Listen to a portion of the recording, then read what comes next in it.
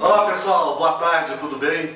Meu nome é Augusto, sou professor de História, faço parte da equipe da Superintendência de Inteligência da Escola de Formação, sou colega das professoras que estão aí trabalhando com os senhores na tarde de hoje e elas me convidaram para falar um pouquinho para vocês sobre eixos cognitivos do Enem. Bom, a matriz ela é estruturada em cima de 5 eixos cognitivos, são eles: domínio de linguagem, compreensão de fenômenos, enfrentamento de situações, problemas, construção de argumentação e elaboração de propostas. Então nós temos esses 5 eixos que são norteadores da elaboração da matriz como um todo. E assim como a prova também, ela é estruturada em cima dessa perspectiva. Vou falar rapidamente sobre esse assunto. Domínio de linguagem é a gente capacitar o nosso estudante a ser um leitor,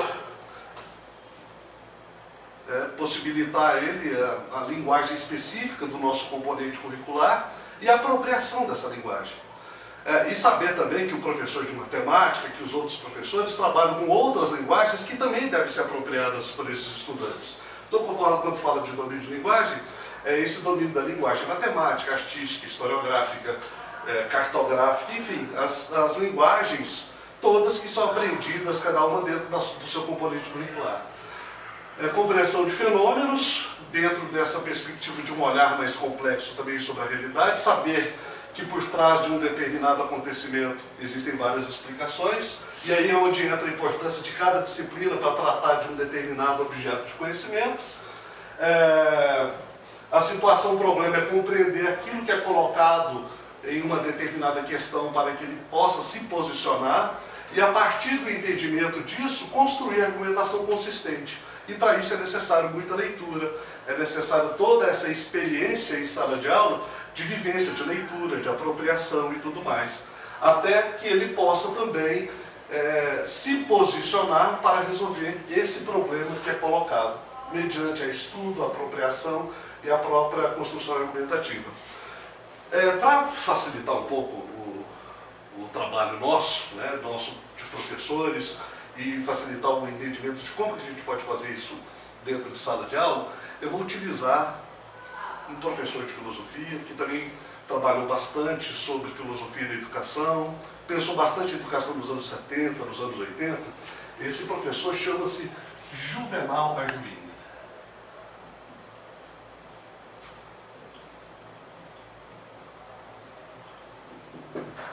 Juvenal Arduini, ele era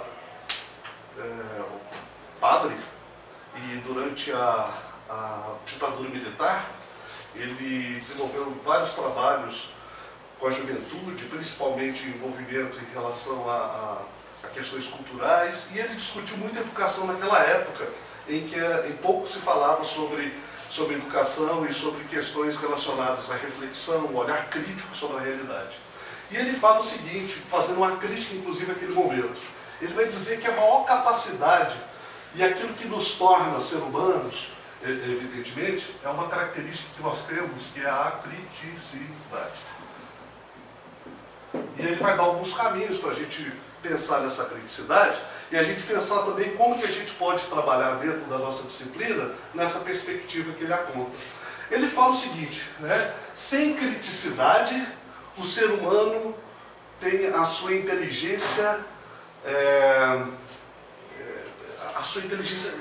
a sua respiração racional não funciona. A sua inteligência torna-se um elemento preguiçoso. Então, todo ser humano que desenvolve a sua criticidade é aquele que é capaz de efetivamente fazer com que a sua capacidade se potencialize. Então, a potencialização das capacidades humanas, ela dá no desenvolvimento da criticidade. E ele fala o seguinte, criticidade estão em 4 níveis, e é isso que eu quero falar para vocês aqui agora, porque se a gente trabalhar esses 4 níveis de criticidade, a gente consegue também trabalhar dentro dessa perspectiva do desenvolvimento dos 5 eixos cognitivos. Então ele coloca no primeiro nível de criticidade, o nível básico, ele coloca a criticidade óptica. O segundo nível é a criticidade hermenêutica.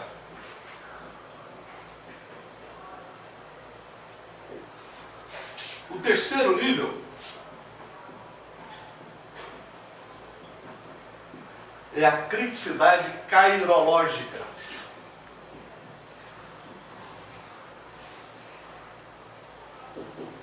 O quarto nível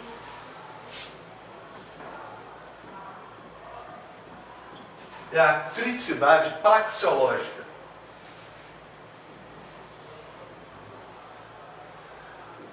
Vamos falar um pouquinho sobre cada um para a gente entender um pouco mais sobre o que ele propõe nesse processo de desenvolvimento da criticidade. E aí, isso tem tudo a ver com a nossa disciplina, com a nossa com o componente curricular que trabalhamos, né? Então, nós temos condições, efetivamente, de colocar isso aqui em prática. A criticidade óptica está no primeiro nível. É o momento em que nós conseguimos visualizar um determinado acontecimento, mas que a gente, ao visualizar esse acontecimento, a gente já dá abertura para saber que aquele acontecimento, aquela situação, cabe olhares diferentes dos meus. Do meu. Então, quando eu olho para um acontecimento e permito outros olhares sobre aquele mesmo acontecimento, eu estou tendo um olhar crítico. Então, o olhar crítico é esse olhar isento, é esse olhar que permite outros olhares. Eu ainda não conheço os outros olhares, mas eu sei que um determinado acontecimento, ele abriga diversas razões, diversos fatores. E aí a gente desenvolver isso no nosso estudante, a gente desenvolve esse nível de criticidade, que é a criticidade óptica. Sabendo, né, que um fato, ele abriga diversas razões, está na hora da gente buscar a interpretação dessas razões nesse segundo nível. A hermenêutica era muito utilizada durante a Idade Média, esse termo, e a hermenêutica remete à capacidade de interpretação daqueles textos bíblicos em latim, né, que poucos tinham essa capacidade de interpretação dos textos sagrados, da Bíblia Sagrada. Então aqueles eram os hermeneutas lá da Idade Média. Então é a capacidade interpretativa. Eu olho para um acontecimento e permito outros olhares. A hermenêutica é essa capacidade que a gente vai desenvolver no nosso estudante de verificar quais são esses outros olhares que tem sobre o mesmo objeto. Então é uma capacidade, é um nível de interpretação de um determinado acontecimento, de um determinado fato, que aqui a gente pode falar que seja inclusive um fenômeno que ocorre. Então nós estamos, quando a gente fala de reconhecer um fato, é reconhecer um fenômeno. E diante de um problema colocado, a gente deve se posicionar, tá, com criticidade. Então, esse é o momento de verificação e de reunir as diversas interpretações sobre o mesmo assunto. Depois disso, nós vamos para o terceiro nível, cairológica. A palavra cairológica vem de Kairos, lá da mitologia grega. Kairos, irmão de Cronos. Cronos é o tempo cronometrado, né, contado, um após o outro. Ele é sequencial. O cairológico, ele não tem essa necessidade de cumprir todas essas etapas pontualmente. A cairológica é o tempo de vivência. É por isso que costuma-se dizer que o estudante, cada um aprende dentro do seu tempo. É o tempo de experiência que cada um precisa para poder se apropriar desses acontecimentos.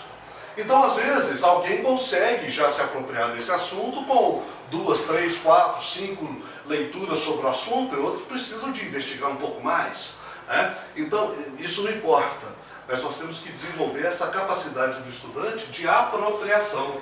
Apropriação para quê? Para poder, inclusive, se posicionar de forma crítica e construir uma argumentação que valide as suas escolhas. E as escolhas, quando a gente fala de uma escolha que está dentro que atende a esse nível de criticidade, nós estamos falando do quarto nível, praxeológica, que remete à prática. A criticidade, diferente de que muitas pessoas pensam, ela pode ser discordante ou ela pode ser homologante. Dentro dessa perspectiva, Eu posso concordar com muitas coisas, mas desde que eu passe por todo esse processo. Eu concordo porque eu tenho uma condição, eu tenho legitimidade para essa minha opção, porque eu investiguei, porque eu experienciei, eu me apropriei do assunto para poder me posicionar concordando ou até mesmo discordando.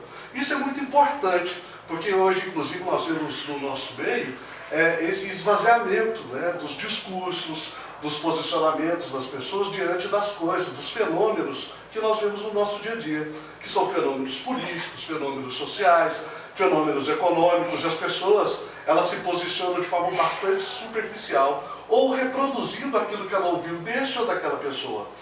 Então, se a gente consegue mostrar para o estudante que um determinado fenômeno ele abriga várias interpretações, se a gente propõe para que esse estudante investigue essas quatro e possa investigue essas várias visões e que ele tenha esse tempo de apropriação para poder refletir, para poder inclusive se posicionar, a gente trabalha efetivamente com a criticidade. Então essa é a proposta do Juvenal Arduini. E olha só, ele disse isso aqui nos anos 70, que é bastante interessante, e ele, essa estrutura eu utilizo bastante nas minhas aulas. Eu acho que inclusive ela nos dá dicas de como a gente trabalhar também respeitando esses eixos cognitivos. Nesse processo de olhar, de investigar, buscar diversas interpretações, eu trabalho com várias linguagens. Então, sobre o assunto, eu tenho gráficos, eu tenho tabelas, eu tenho textos, eu tenho posicionamentos contrários, divergentes, nós temos que concordam, então, que são complementares. Então, isso tudo é importante nesse processo de apropriação, que vai ser feito nessa outra fase, que é o tempo que nós temos de procurar e depois de apropriar de todas essas informações. E aí, gente, abastecido de informações, eu tenho como compreender esse fenômeno, eu tenho como compreender e também de me posicionar frente a uma situação, problema que é colocada. E mais, eu tenho argumentação, porque eu consegui me apropriar de tudo isso que foi investigado sobre o assunto. Eu tenho essa capacidade de argumentar, inclusive dizer, existe isso que é favorável, isso que é contrário, existe esse ponto de convergência, de divergência, para depois, inclusive, eu intervir na realidade. Intervir de forma crítica. A intervenção é a prática. Essa intervenção, ela pode ser de uma pequena atitude ou de uma grande ação, que pode ser coletiva, individual. Isso não importa. O importante é que a gente desenvolva esse processo educativo valorizando a criticidade, que é uma capacidade humana, e que nós vemos cada vez mais as pessoas deixando esse aspecto que nos faz diferente dos outros animais, de não ser meros repetidores de informações ou copiadores de gestos, para que a gente possa agir de forma autônoma, de forma responsável, contribuindo inclusive para melhorar os espaços, onde a gente convive com os colegas, onde trabalhamos, os espaços comunitários, a nossa cidade, no nosso país e assim por diante. Então é isso, gente. Eixos cognitivos, eles orientam a elaboração da matriz curricular e eles também devem orientar as nossas aulas. Nós temos que ensinar isso para os nossos estudantes. E aí, eu, professor de História, vou utilizar da linguagem matemática, vou utilizar de linguagens cartográficas, vou utilizar de diversas linguagens. Para quê? Para que eu possa conseguir abraçar esse objeto de conhecimento de uma maneira mais ampla, para que o estudante consiga, inclusive, perceber que a realidade ela é muito mais complexa do que ela aparenta. É isso aí, pessoal. Espero que vocês tenham gostado e espero ter contribuído com a formação de vocês. Grande abraço, professor Augusto. Até mais. Não sou candidato.